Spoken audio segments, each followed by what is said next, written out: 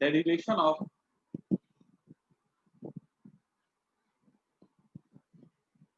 Centre of मास।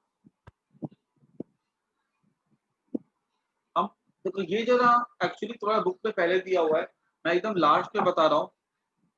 इसके पीछे कारण क्या है कि ये डेरिवेशन जो है ना थोड़ा कॉम्प्लेक्स है, ठीक है। ऑनेस्टली बताता हूँ, थोड़ा सा मतलब गंदा टाइप का लगेगा और हमारे स्कूल एग्जाम में आ सकता है, नो डाउट, ठीक है। दूसरी बात कि ये डेरिवेशन जो है ना कहीं पे तुम्हें कोई भी डाउट अगर हो तो मेरे से पूछ लेना, ठीक है। बीच में तो स्लो जाऊंगा ताकि थोड़ा सबको अच्छे से समझ में आ जाए, ठीक है। हमारा सेंटर ऑफ मास का एक्सप्रेशन क्या था, m1r1 प्लस m2r2, ठीक है। तो how do we derive the expression for it, ठीक है। तो यहाँ पे लिखते हैं, देखो सबसे पहले मान लो कोई भी अगर दो पार्टिकल अगर है ना हमारे पास, ठीक है, यहाँ पे और यहाँ पे अगर हमारे पास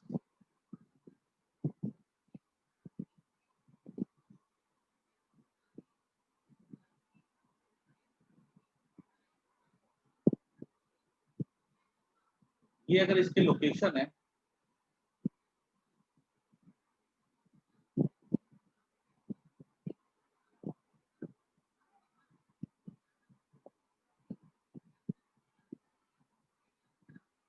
ये अगर m1 है,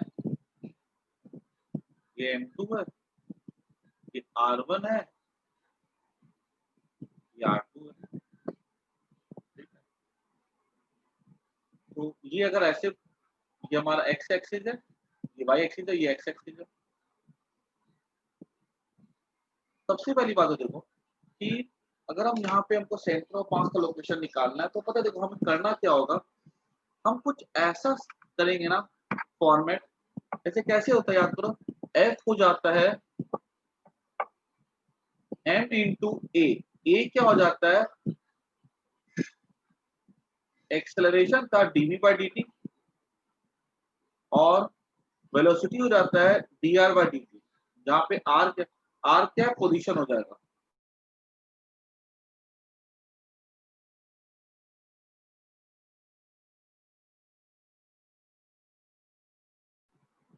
हाँ, वेलोसिटी का dr बाई dt है, तो एक्सेलरेशन को मैं क्या ले सकता हूँ, d square r by dt square, ठीक है।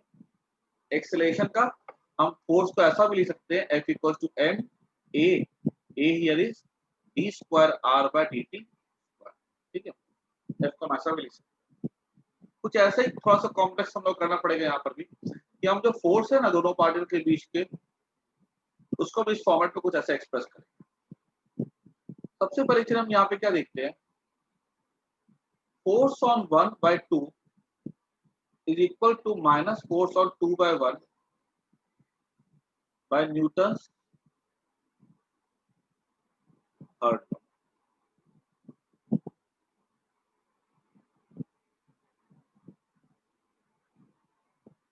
तो फोर्स एक बॉडी दूसरे पे करेगा, जो दूसरे पहले पे करेगा, दोनों फोर्स कैसे होते हैं, इक्वल एंड अपोजिट। आगे D m1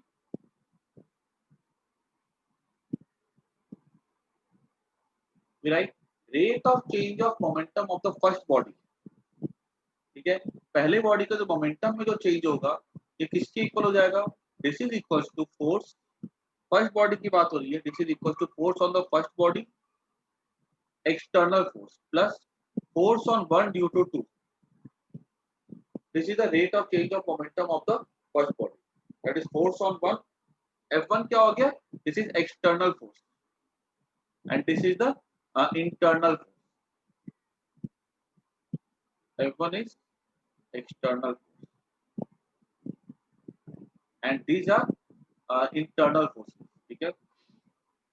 in the same way we can write down d m2 v2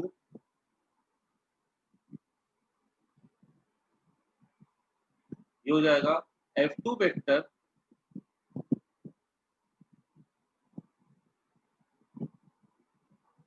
ठीक है, यहाँ पे F2 वेक्टर क्या है, एक्सटर्नल फोर्स।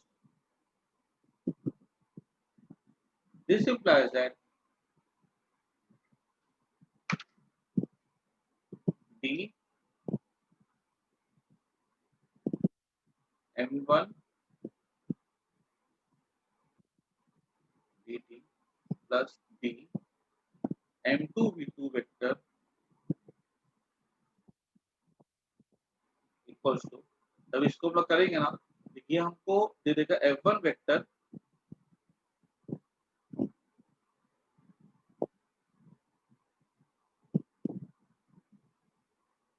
हाँ वन एंड टू एक सिस्टम में, वन एंड टू और वन सिस्टम, इसका हमको सेंटर ऑफ मास निकालना है। M1 M2 का हमको सेंटर ऑफ मास निकालना है, एक ही सिस्टम का पार्ट है। तो इस दोनों को हमने ऐड किया तो हमें क्या देगा, F1 vector plus F2 vector, और ये वाला पार्ट और ये वाला पार्ट ऐड होकर के 0 हो जाएगा। हाँ F1, एक मिनट, F1 को हो सकता है अलग फोर्स लग रहा हो, F2 को हो सकता है अलग फोर्स लग रहा हो, क्योंकि F1 F2 तो क्या है, बाहर से लग रहा है ना। अब तुम्हारा मान लो कोई हाथ है, तुम्हारा पूरा बॉडी एक सिस्टम है, ठीक है। अब कोई तुम्हारा हाथ खींच रहा है एक तरफ वन फोर्स से, दूसरे दूसरे तरफ खींचा टू फोर्स, तो एक्सटर्नल फोर्स अलग अलग हो सकता है, internal force equal and opposite होगा। और जब इक्वल एंड अपोजिट है, जब दोनों को हमने ऐड किया, ये वाला पार्ट और ये वाला पार्ट कैंसिल हो जाएगा, बिकॉज देखो F1 F12 plus F21 add होकर 0 हो जाएगा, ठीक है ना। और ये क्या हो गया हमारा, ये हमारा हो गया total external force. What is this, total external force. अब देखो पूरी कहानी में होगा क्या, पूरी कहानी में हम जो है ना, इसको जो है ना अपने मैथमेटिक्स के ट्रिक से इस फॉर्मेट में हमको लेकर के आना, समझना ध्यान से, we have to bring it this format. जब इस फॉर्मेट में लेकर के आएंगे ना, मास को अलग कर देंगे, M1 प्लस M2 यहाँ पे आ जाएगा, तो ये वाला जो पार्ट हमको मिलेगा ना, वो हमको सेंटर ऑफ मास मिलेगा। ऐसे देखो, मैं इसको ऐसा लिख सकता हूँ, D by dt M1 V1 vector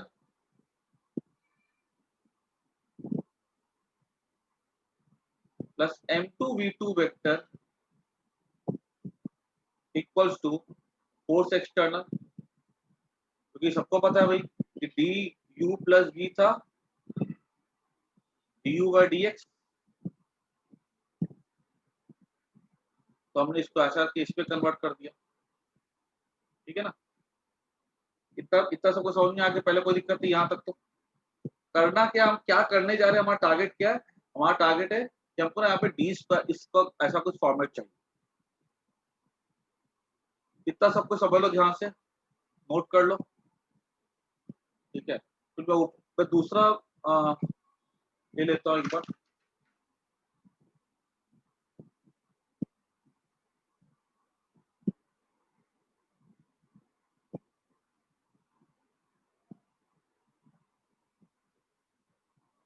क्या लिखा मैंने यहाँ पे, फोर्स एक्सटर्नल इक्वल्स टू,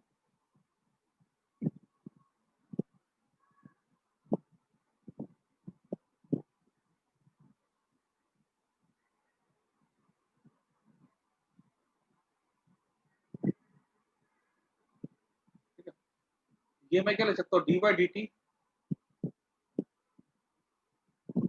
अब इसको मैंने क्या लिखा, M1, ये देखो ये वेलोसिटी है ना, इसको मैं क्या लिख सकता हूँ, D R1 vector by D T plus M2 D R2 vector by D T बराबर फोर्स एक्सटर्नल, ठीक है ना। हमारा कुछ ऐसा लिख दिया। हमें करना क्या है, हमें यहाँ पे फोर्स लाना, डी स्क्वायर करके लाना है। अब देखो तो इसको अगर मैं लिखूं ना ऐसा, तो D by D T M1, अगर मैं इसको अंदर भेज देता हूँ, मैं इसको लिख सकता हूँ D square m1 r1 vector plus b square by dt m2 r2 vector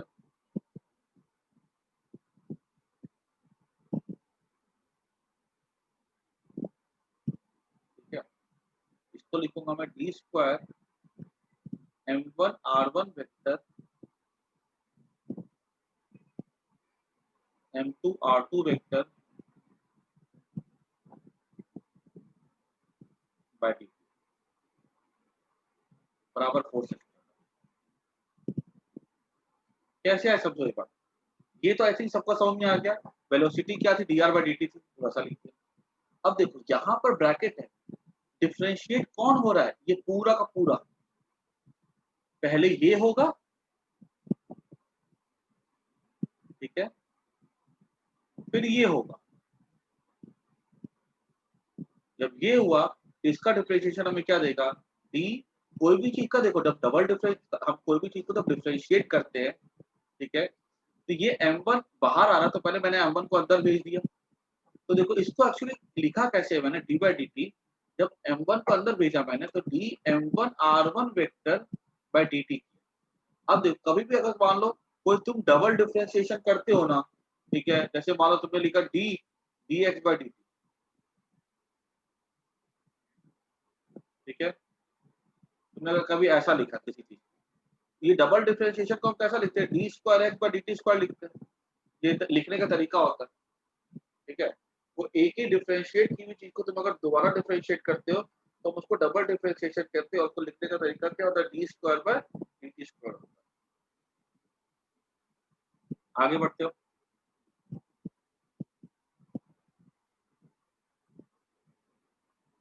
और फिर हमने क्या किया, यहाँ पे ये भी डबल डिफरेंशिएशन है, ये भी डबल डिफरेंशिएशन है, डी स्क्वायर, ठीक है। अब यहाँ पे आ गया m1 r1 vector plus m2 r2 vector equal to force external. अब अब ये फोर्स एक्सटर्नल जो आ रहा है ना मेरे पास, ठीक है, मैं क्या कर सकता हूँ, इस फोर्स एक्सटर्नल को अगर मैं ऐसा लिखता हूँ, D square m1 r1 vector plus, space अच्छा चाहिए मेरे को,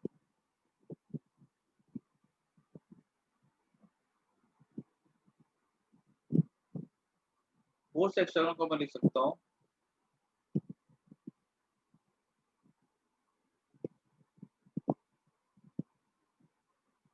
m1 plus m2 D square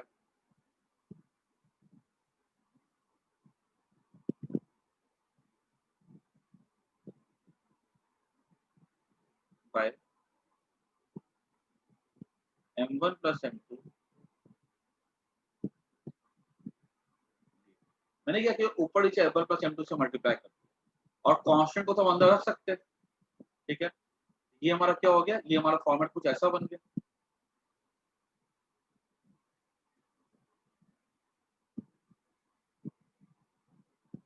और गंदा है ये एक्चुअली देखने में, ठीक है, ठीक है।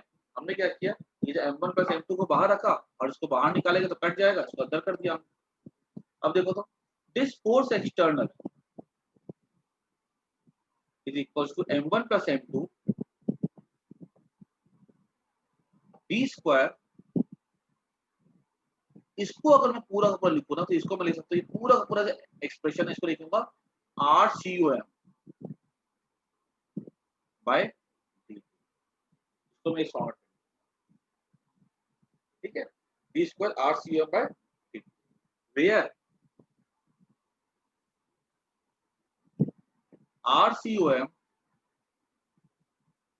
Equals to m1 v r1 vector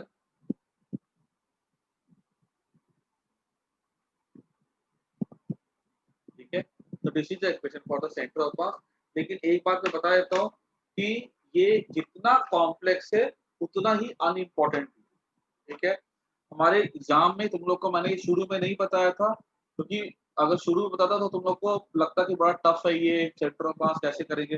लेकिन इसके न्यूमेरिकल्स मैंने बोला है कि इसके न्यूमेरिकल इस डेरिवेशन से 10 गुना ज्यादा इंपॉर्टेंट है। ये हमारा एंट्रेंस में इसकी वैल्यू 0 है और हमारे अगर टर्म एग्जाम में देखी जाए ना तो इसका आने के चांस 50% है, आ भी सकता है नहीं भी आ सकता है। तो बहुत इंपॉर्टेंट डेरिवेशन नहीं है। जैसे हम लोगों ने सेंट्रीपिटल फोर्स का किया था, वो सेंट्रीपिटल फोर्स को मैंने बोला था कि देखो बहुत इंपॉर्टेंट है, वो आएगा ही आएगा। एम टेंशन का हम लोगों ने किया था, वो M1G minus T M1A T minus M2G M A, वो सब मैंने बोला था बहुत इंपॉर्टेंट है। लेकिन ये वाला डेरिवेशन हमारे लिए इतना इंपॉर्टेंट नहीं, ठीक है।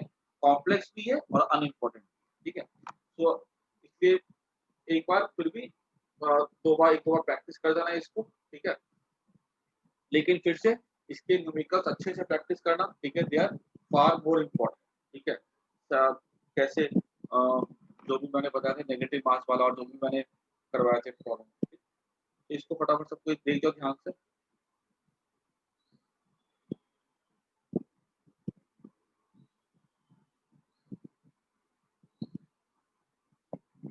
कहीं किसी को कोई दिक्कत हो तो पूछ लो इसको अच्छे से। ये पहले पूरा पेज एक एक स्टेप को ध्यान से देखो, ठीक है। एक एक स्टेप को देखो ध्यान से कहीं पर और लिखते चले जाओ कॉपी में, ठीक है। इसको स्क्रीनशॉट मतलब इसको लिखो, ठीक है। और कोई भी स्टेप में कोई भी डाउट हो तो पूछो।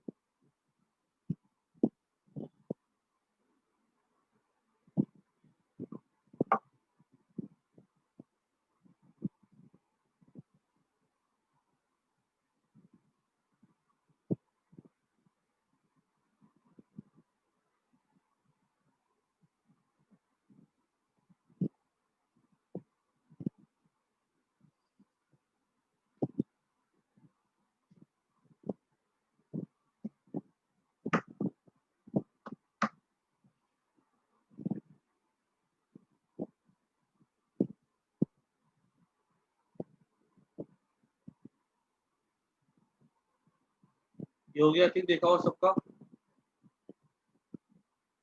अब इस पेज को देख जाओ।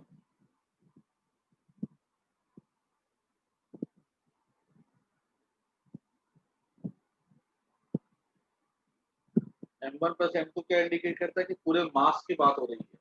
फोर्स एक्सटर्नल पूरे बाहरी फोर्स की बात हो रही है, पूरे मास की और पूरे बाहरी फोर्स की बात हो रही है। तो जो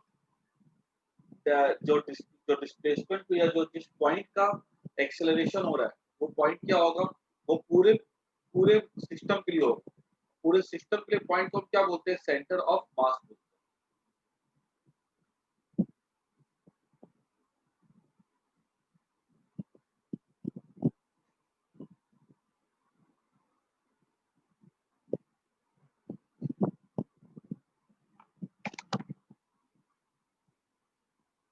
और इसकी टेस्ट की तैयारी करना चालू कर देना, ठीक है, इस चैप्टर की।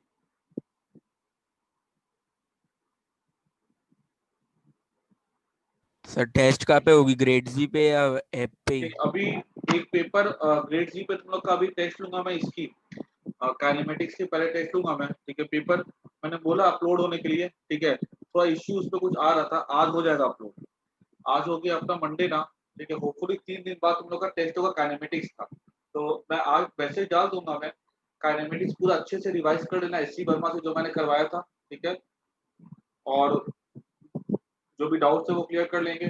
फिर अगले हफ्ते टेस्ट होगा लॉज ऑफ मोशन का, और इसका टेस्ट अपना बोर्ड्स लेवल का होगा, सेंटर ऑफ मास का जो टेस्ट है, तो वो तो मैं मतलब कि उससे लूंगा पेपर से, ऑब्जेक्टिव नहीं होगा। काइनेमेटिक्स का टेस्ट जो है ना वो हम लोग का ऑब्जेक्टिव होगा, ठीक है। और छोटे सर छोटे सेंटर ऑफ रिवीजन मास का टेस्ट देता रहूंगा सब्जेक्टिव मैं होगा। रिवीजन। क्या बोले, क्या बोले? इस इसका इसका टेस्ट बोला ना, इसका टेस्ट वो रिटर्न होगा, पीडीएफ पे भेजना होगा।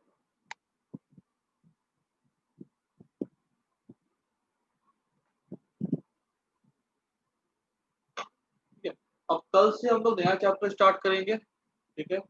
और चैप्टर कल का होगा हमारा रोटेशनल डायनामिक्स, ठीक है। कल चलिए परसों से कल मैं थोड़ा फ्रिक्शन का ना एंट्रेंस करवाऊंगा, ठीक है।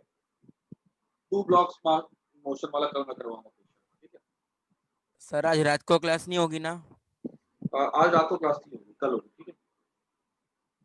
कल फ्रिक्शन का करवाऊंगा, ठीक है। तो अभी मैं क्लास एंड कर देता हूँ, परसों से नया चैप्टर स्टार्ट।